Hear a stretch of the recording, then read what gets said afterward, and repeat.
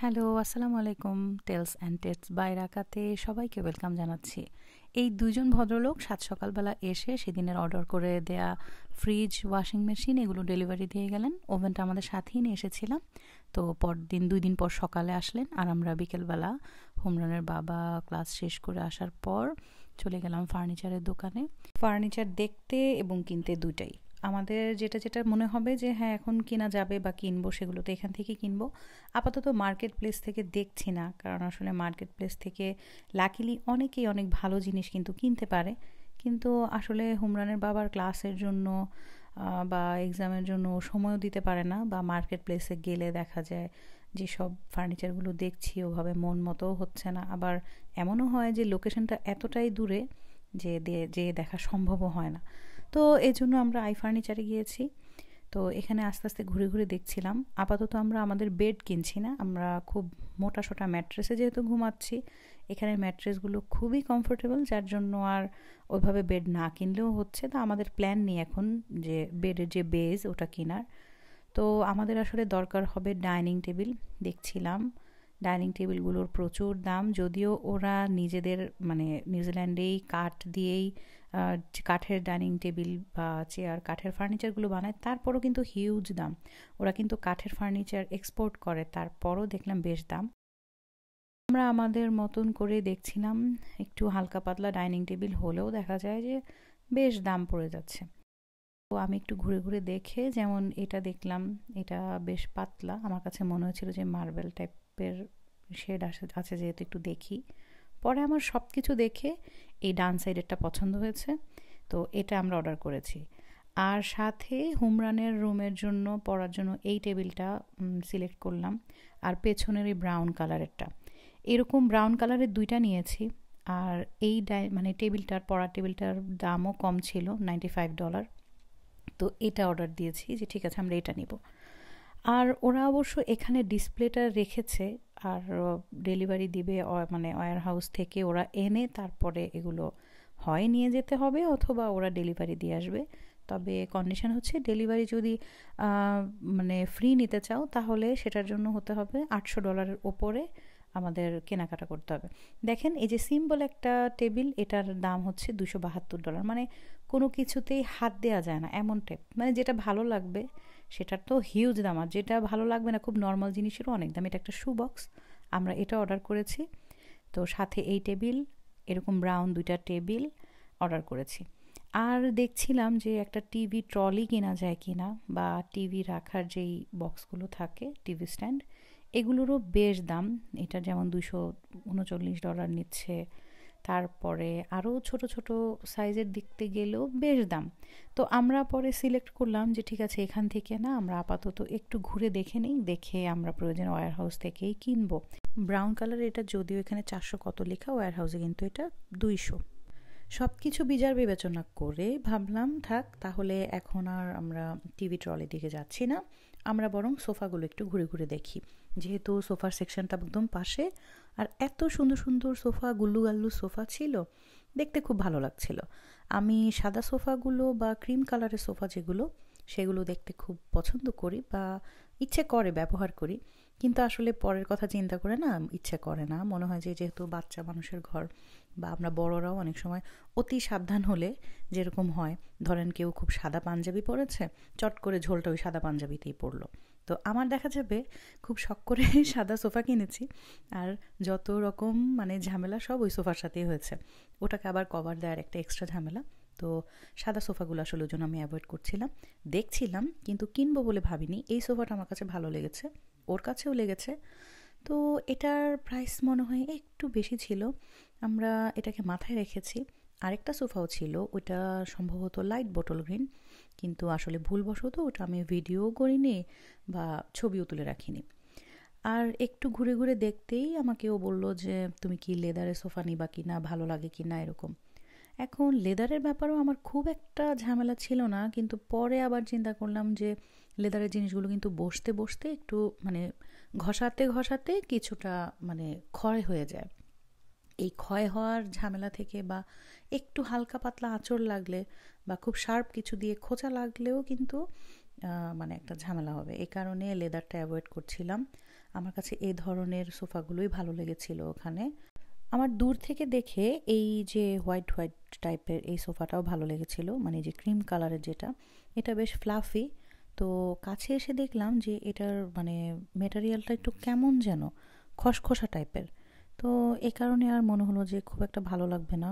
আমি ক্যামেরাটা খুব সামনে নিয়ে দেখাচ্ছি, মানে তার ক্যামেরাতেও কতটুকু বোঝা যায় জানি না, কিন্তু এটা আমাদের যে নর্মালি এই পাটের জিনিস বা বস্তা টাইপ, যেরকম বস্তা যেরকম ওপরে ধরলে একটু সারফেসটা কেমন রাফ টাইপ ওরকম। তো এই জন্য ওটাও বাদ দিয়ে আমি একটু সামনে গিয়ে দেখছি কিছু কিছু সোফা ছিল যেগুলো হচ্ছে বিড়ালের পশম টাইপের, মানে গায়ে খুব লোমওয়ালা। সেগুলো দেখতে তো যেমন সুন্দর, এমন ধরতে খুব মজা, ইউজ করেও মজা, কিন্তু আসলে অত ফ্যান্সি কিছু খুঁজলে একদম বাজেট বের হয়ে অবস্থা খুব খারাপ হয়ে যাবে। তো সব দিক দিক চিন্তা করে আসলে তো পারা যায় না। তো আসলে সত্যি বলতে এখন আমাদের সোফা কেনার প্ল্যান নেই, আমরা জাস্ট ঘুরে ঘুরে একটু দেখছিলাম, জাস্ট ফর আইডিয়া।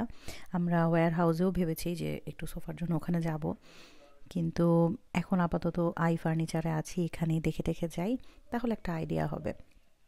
আর সামনে যেতে হবে টিভির জন্য, যেটা আমাদের এখন মেইন ফোকাস।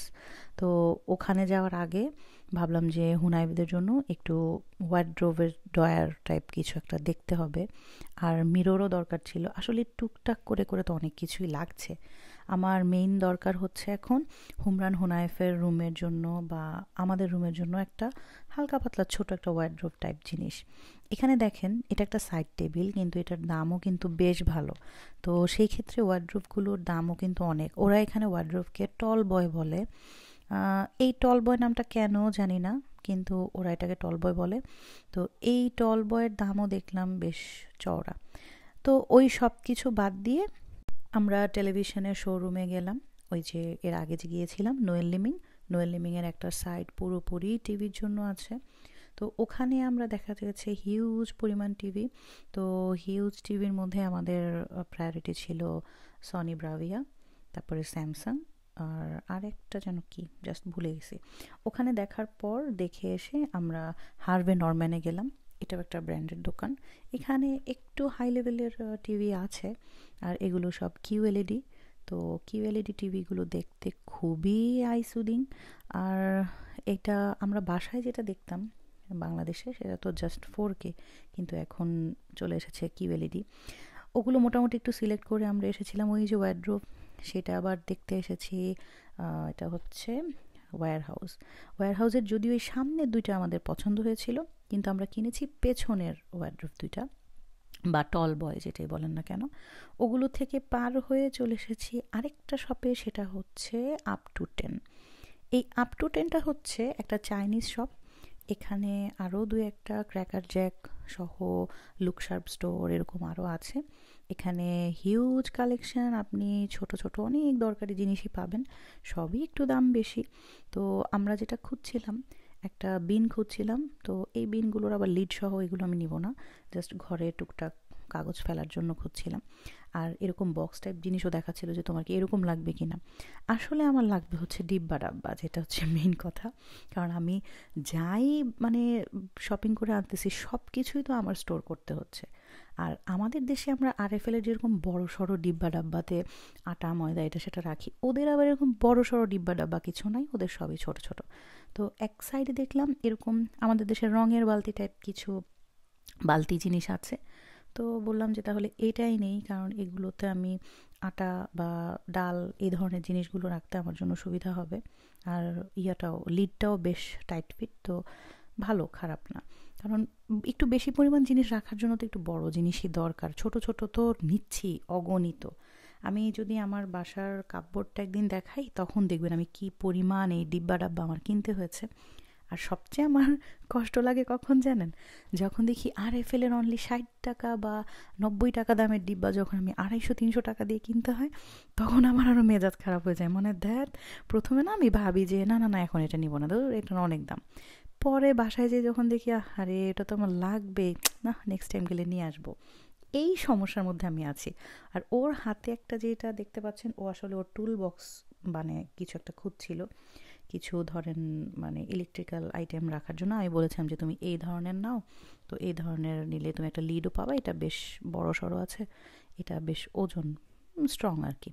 তো এটা যদিও এখানে পছন্দ হয়েছিল, কিন্তু পরে এটা আর নেওয়া হয়নি। আমরা আবার গিয়েছিলাম ওয়্যার হাউসে একটা কাজে, তো ওখানে যে খুবই সুন্দর একটা একদম লিড সহ মানে বক্স, একটা একটু বড় সাইজের একটা বক্স আমার পছন্দ হয়েছে। আর এখন আমি এই কর্নারটাতে এসেছি, একটু সুন্দর একটা বক্স দেখে এগিয়ে আসতেই ওপরের দিকে দেখলাম যে হুনাইফের জন্য আমার টিফিন বক্স দরকার ছিল, আবার ওর ভার্সিটিতে নেওয়ার জন্য বক্স দরকার ছিল। এটা আমার কিছু একটা রাখার জন্য এরকম সাইজের দরকার, সেগুলোর সাথে সাথে আমি টিফিন বক্সও কিনলাম। তো আরেকটা মজার জিনিস শেয়ার করি, সেটা হচ্ছে এই যত দোকান আমরা দেখছি এই সব শোরুমেই আপনাকে কমন দুইটা কোয়েশ্চেন শুনতে হবে। একটা হচ্ছে তোমার ব্যাগ লাগবে কি না, সেটা হচ্ছে তারা ধরেই নেয় যে আপনি ব্যাগ নিয়ে এসেছেন সাথে করে, আপনি আপনার ব্যাগে নেবেন। আর যদি আপনি ব্যাগ না নিয়ে আসেন $1 দিয়ে আপনি একটা ব্যাগ কিনতে হবে, তারপরে আপনি আপনার জিনিস নেবেন। আর যদি আপনি বলেন যে না না আমার ব্যাগ লাগবে না, তারপর আপনাকে যা যত জিনিস আছে সব হাতে ধরায় দিবে, আপনি এগুলো হাতে করে নিয়ে যেতে হবে। আমাদের দেশের দোকান বলেন বা শোরুম বলেন সব জায়গায় কিন্তু কেনাকাটা করলে সাথে একটা ব্যাগ দিয়ে দেয়, তো সেটা আর হয় না। এখানে সব কিছু ওদের কাছ থেকে হয় নিজের ব্যাগে নিতে হয় অথবা হাতে করে নিয়ে যেতে হয়। আর সেকেন্ড কোয়েশ্চেনটা হচ্ছে তুমি কি তোমার রিসিপ্টটা নিতে চাও, মানে আপনি এতক্ষণ যা যা কেনাকাটা করলেন সব কিছুই এই রিসিপ্ট আপনাকে জিজ্ঞেস করবে নিতে চাও কি না। আমার কথা হচ্ছে ভাই আমি কিনেছি, তুমি আমাকে আমার রিসিপ্টটা দিয়ে দিলেই তো হয়। ও যদি বলেন যে না আমি নিব না, ও রিসিপ্টটা নিয়ে সুন্দর করে বিনে ফেলে দিবে, অথবা হয়তো রিসিপ্টটা প্রিন্ট করবে না। কিন্তু আর আপনি যদি বলেন যে হ্যাঁ আমি রিসিপ্টটা নিব, তাহলে ও রিসিপ্টটা দিবে। এই দুইটা কমন কোয়েশ্চেন আপনাকে শুনতেই হবে প্রত্যেকটা দোকান থেকে বের হওয়ার সময়, ব্যাগ লাগবে কিনা, রিসিপ্ট নিবা কিনা। এই হচ্ছে অবস্থা। সব কেনাকাটা করে বাসায় যাচ্ছি, আর যেতে যেতে আরও একটা মজার জিনিস বলি, যা যা অর্ডার করেছি এগুলো বাসায় আসবে এবং বাসায় এসে এগুলোকে সব আবার নিজেদের বানাতে হবে, মানে কোনো কিছুই আস্ত দিবে না, সব ছোট ছোট বক্সে বক্সে আসবে। আর এইসব বক্স থেকে খুলে খুলে মিস্ত্রির মতন একদম স্ক্রু, পাল্লা, হ্যান্ডেল সব নিজেদের বাসায় তৈরি করতে হবে। আমার ফ্রেন্ড বলেছিল যে শোন এখানে কিন্তু সব কিছু নিজের বাসায় এসে আবার বানায় নিতে হয়। তখন আমি কথাটা তো পাত্তা দিয়ে নাই, ভাবছি যে আচ্ছা ঠিক আছে বাসায় এসে হয়তো জোড়া টোড়া দেয়, কিন্তু এত ভালোভাবে মানে ভয়ঙ্করভাবে এগুলোর জন্য পরিশ্রম করতে হয় এটা আসলে আমার ধারণা ছিল না। তো যাক, আমি এখানে কিছু ছবি জুড়ে দিচ্ছি, তাহলে বুঝতে পারবেন যে হুমরান আসলে অনেক কষ্ট করে আমাদের ডাইনিং টেবিলের চেয়ার, টেবিল এগুলো অনেক কিছু মেক করেছে। তার সাথে শু বক্স, টেবিল মানে পড়ার টেবিল, তারপর টিভি ট্রলি যা আছে সব ও আর ওর বাবা মিলে আবার সব ঠিক করেছে।